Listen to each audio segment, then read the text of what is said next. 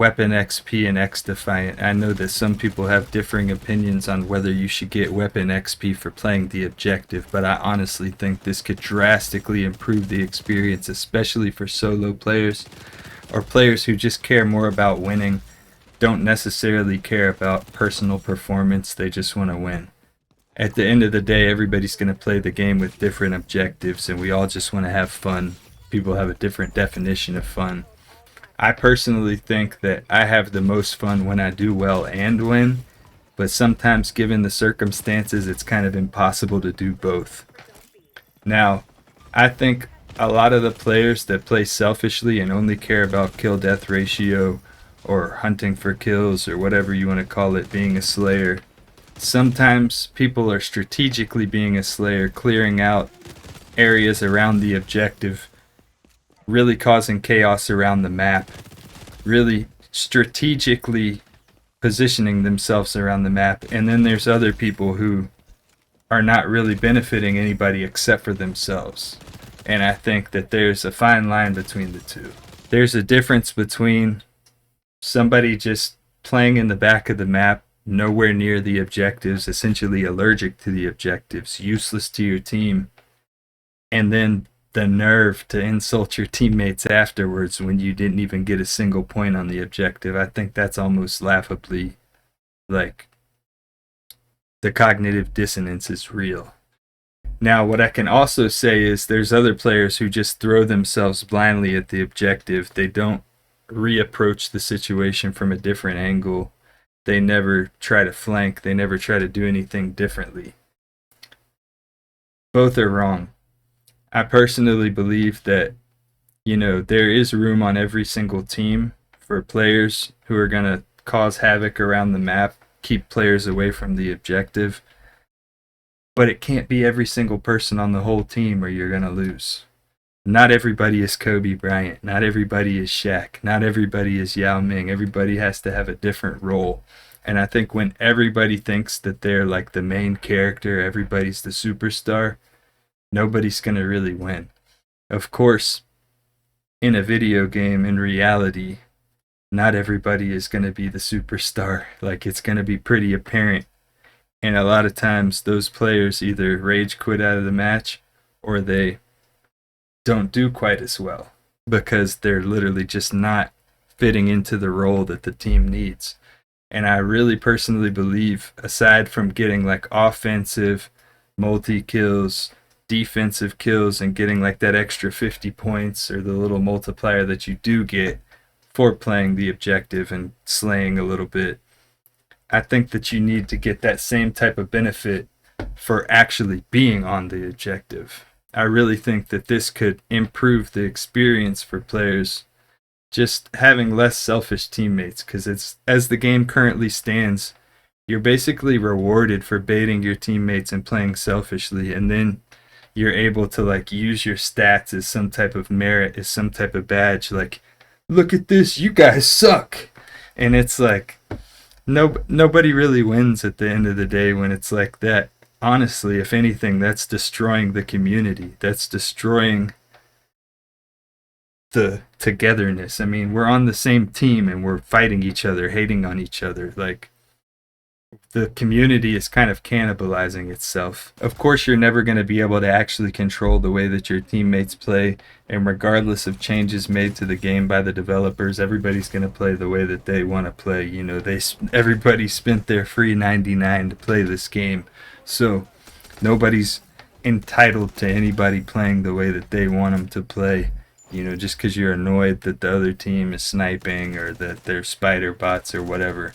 But at the same time, I really think that there's ways that the developers could encourage gameplay that's less selfish, because I just think that a lot of times this whole mentality of like, oh, I'm better than everybody else, I'm the best player on my team, I'm this, you guys suck, they just want me to carry every match. It's just toxic. Like, and just because you have a high SR or something doesn't mean that you should be like the designated carry every single match. Sometimes the skill balancing, the team balancing sometimes can be a little bit lopsided, especially when you're going against a full party and maybe you're a solo player that has a high SR, you're expected to carry.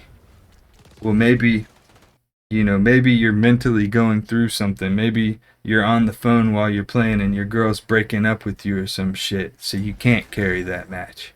Who? That's a stupid example, but I'm just trying to prove the point that you can't balance teams based off one player. Maybe they popped off last match. Maybe their computer's too hot this match. Maybe, the circumstances are different this match based off the last one. Maybe their carpal tunnel kicked in. Maybe you can't keep carrying.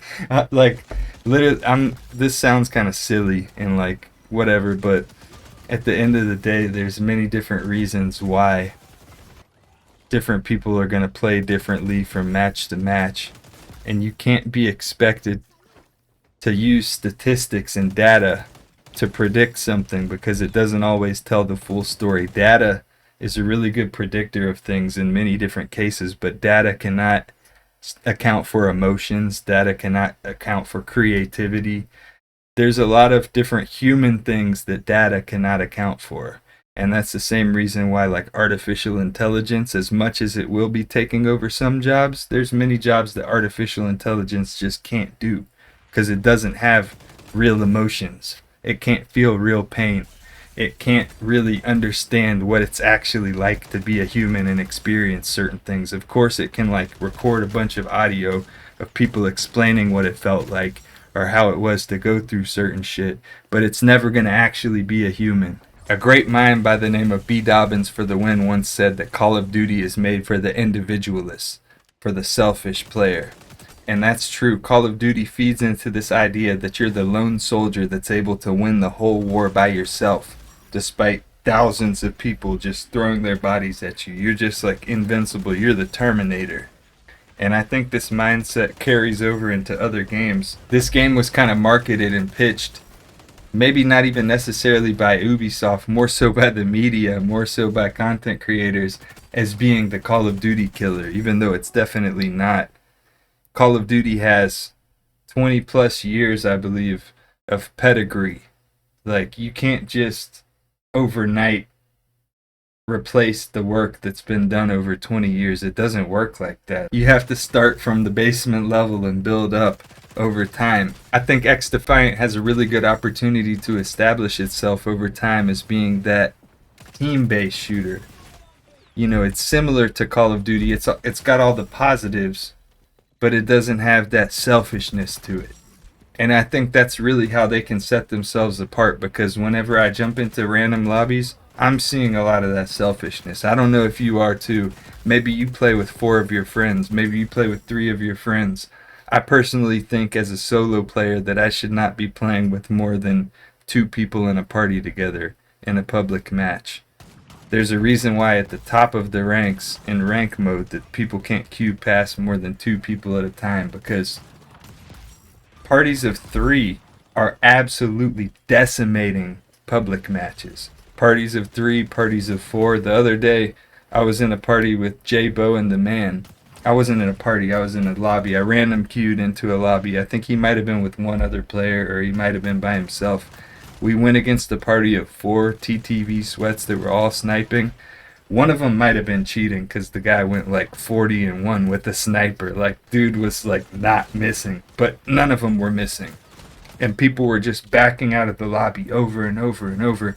I saw Jay Bowen even left, and then I was like, fuck this, I'm out of here. This lobby is toxic. These guys don't miss. I didn't even like think that somebody was cheating. I was just like, this is 4 people that don't miss their snipes, and they're in a party together making call outs. Like, you might as well put a ping system in the game at this point, because they know where I am. How would you personally feel about them adding a ping system to the game? How would you feel about them adding a looking for group system for the game, so you're not constantly being smashed by 4 TTVs in a lobby who all have 2 viewers apiece, and their viewers are his first cell phone and his second cell phone?